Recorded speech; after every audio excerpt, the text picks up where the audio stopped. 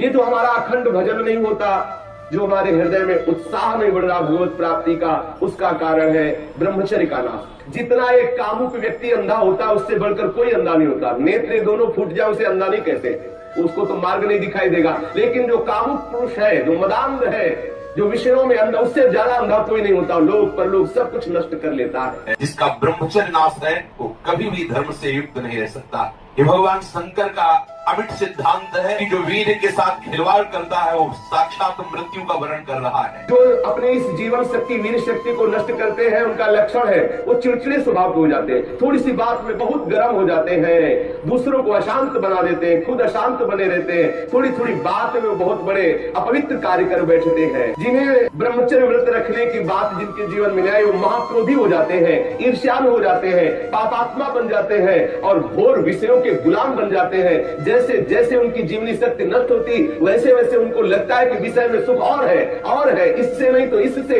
ऐसी वासना बढ़ करके उनकी महादुर्गति हो जाती है। जिसने अपनी इस जीवनी शक्ति का अपव्यय कर दिया, उसका जीवन नष्ट हो जाता है, कुछ भी करने लायक नहीं रहता। वो केवल एक नाटक होता रहता है, अंदर अंदर उसको वही चिंतन चलता रहता है, उसी विषय सुख का। और अवसर आने पर ना प्रगट में अवसर ना आया तो चिंतन मात्र से।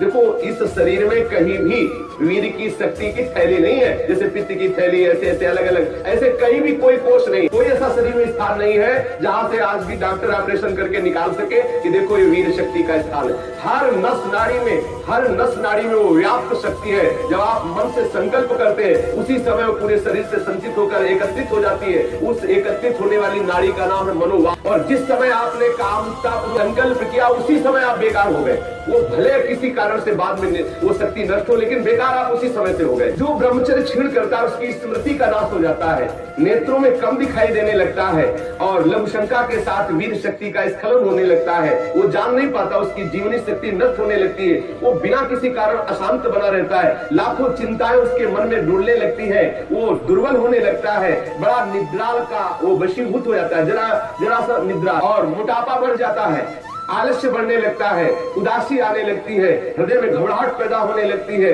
श्वास अवरोध होने लगता है, कष्ट से श्वास तीव्र गति से चलने लगती है, यक्षमा हो जाता है, पृष्ठशूल रोग हो जाता है, कटिवात हो जाता है, शिरोवेदना बढ़ने लगती है, जोड़ों में दर्द होने लगता है, दुर्बल हो जाता है और निद्रा के समय उसका जो शक्ति है वो क्षीण होने लगती, बह जाती, उसको पता ही नहीं लगता। मानसिक अस्थिरता, विचार शक्ति की दुर्बलता, ये भयानक कमजोरियां उसके जीवन में प्रकट हो जाती है, जो इसे मनोरंजन समझता है। इनका ब्याह हो गया, वो अपने पति को छोड़ करके दूसरे पतियों के पुरुषों की तरफ कामुक दृष्टि से देखती है। जानते हैं उनकी क्या दुर्गति होती है?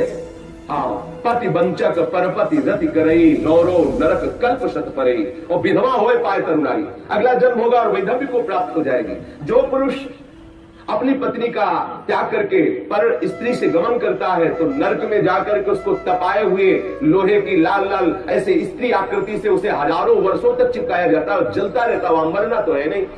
ऐसा मत सोचो कोई देख नहीं रहा, वहां ऐसा हिसाब है कि कहाँ छीका, किस लिए छीका, और आपकी नाक काट दी जाएगी।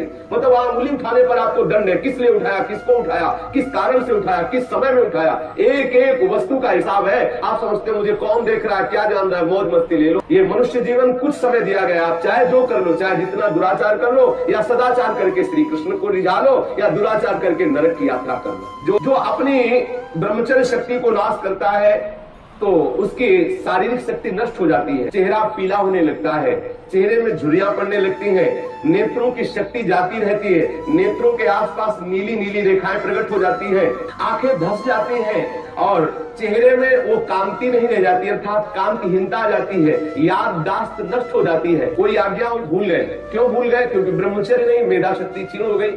भगवत स्मरण करोगे, कैसे भजन होगा? क्योंकि भजन वाली वस्तु तो आपने नष्ट कर दी। खिलवाड़ समझते हो क्या इससे?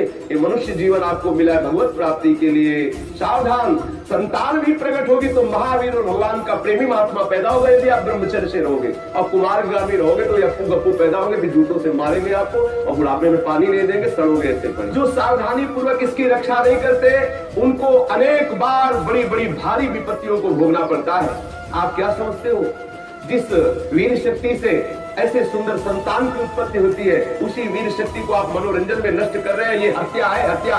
शास्त्र वर्णन करते हैं, आपको भोगना पड़ेगा उसका दंड। जैसे माताओं के गर्भ में पलते हुए शिशु को वो गर्भ हत्या जैसे पाप कर देती है, ऐसे पुरुषों को सावधान रहना चाहिए। संतानोत्पत्ति के निमित्त से किया गया ब्रह्मचर्य खंडित भगवत उपासना माना जाएगा, और अपनी वासना से प्रेरित होकर ब्रह्मचर्य नष्ट करना या अन्य उपायों से ब्रह्मचर्य नष्ट करना वो हत्या में लिखा जाएगा। इसलिए अंतःकरण मलिन हो जाता है और भगवत भजन का केवल वो एक क्रिया मात्र होने लगता है, आनंद का अनुभव नहीं होता।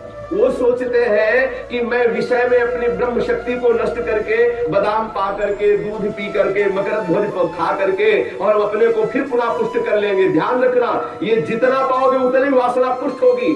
ऐसे जिसके जीवन में पुण्य नहीं रह गए, भगवत आराधन नहीं रह गया, ब्रह्मचर्य नहीं रह गया, सदाचार नहीं है, बड़ों का सम्मान नहीं, उसका जीवन क्या है? जीवन कैसा पशुवत जीवन हो रहा है। छोटे छोटे अभी बच्चे 15-16 वर्ष के माता पिता के अवहेलना करके मनमाना आचरण करते हैं। ये जो बच्चे बच्चियां, माताएं बहने या पुरुष अपनी वासना का शिकार हो चुके हुए हैं, उनको खेद करना चाहिए बात सुनकर, और सावधानी पूर्वक आगे बढ़ना चाहिए। परमार्थ में गलतियों को छोड़ करके भगवत मार्ग में आगे बढ़ो तो आनंद का अनुभव होगा।